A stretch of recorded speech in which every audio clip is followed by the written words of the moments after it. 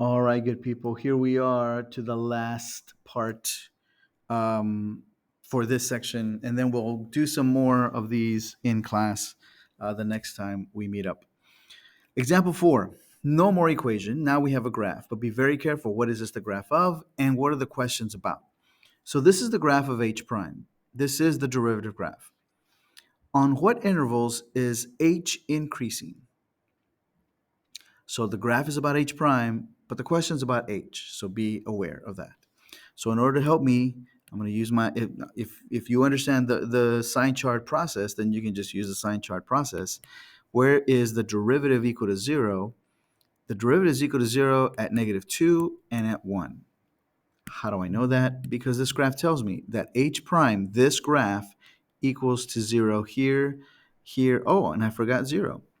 So let's fix that.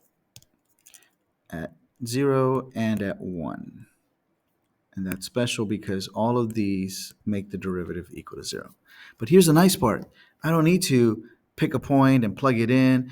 I already can see what's going on. In this part, all of these function values are positive. And then in between -2 and 0, all of these are also positive. Well, we'll use different colors so you can see what I'm talking about. These are all positive all the way to 0.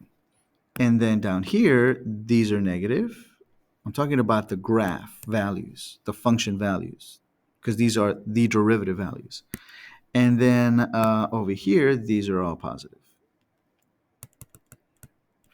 And we want to know, when is h of x increasing? Well, h of x is increasing. H is increasing here and here and here. So on what intervals is h of x increasing? H of x is increasing. Answer the question, please.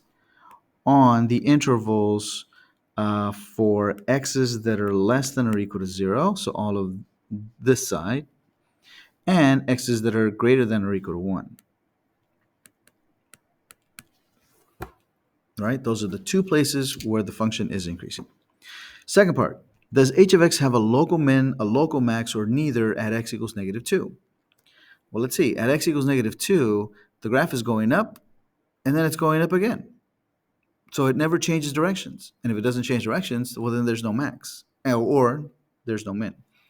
So, by the way, what does happen there? If the function's going up, and then at -2, it's 0, but then it continues to go up, it kind of does something like this, right? Like it flattens out for one instant. It flattens out, and then it keeps going. But every y value, any y value that I pick, any two y values that I pick in this window, the second one is always higher than the first one, so it's increasing throughout. But let's answer the question. H has neither a local min nor a local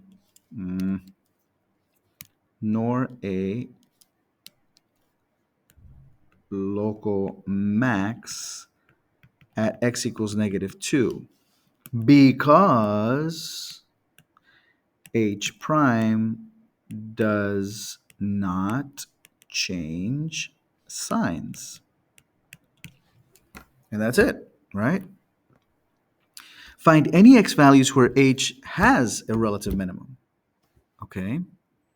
Well, we know where it's increasing. By the way, it's decreasing here. Let me change to that color. It's decreasing here.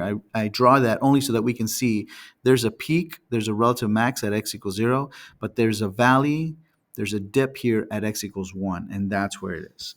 So h has a relative minimum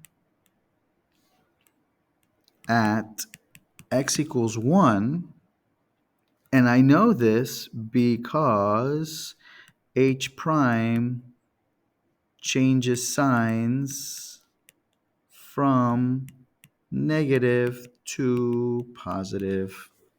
From negative slopes to positive slopes means that I have that dip, that valley, and therefore that is a relative minimum at that x value.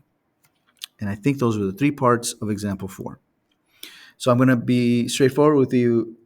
Analyzing functions and finding where they're increasing, decreasing, finding their extreme points.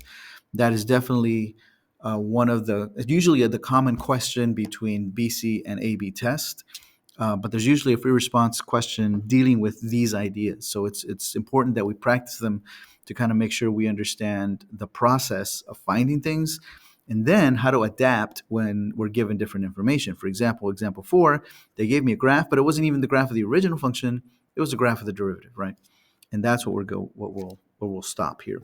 So example 5 asks you to find relative extreme of that function. So you would follow the process. Example 6 also, but this time they give you the derivative.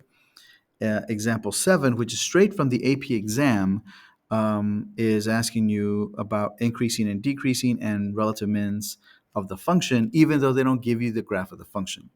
So maybe for fun, wink, wink, nudge, nudge, if you could do example number 7 and bring it to class for next time, we can talk about that AP problem and how it fared in 2017.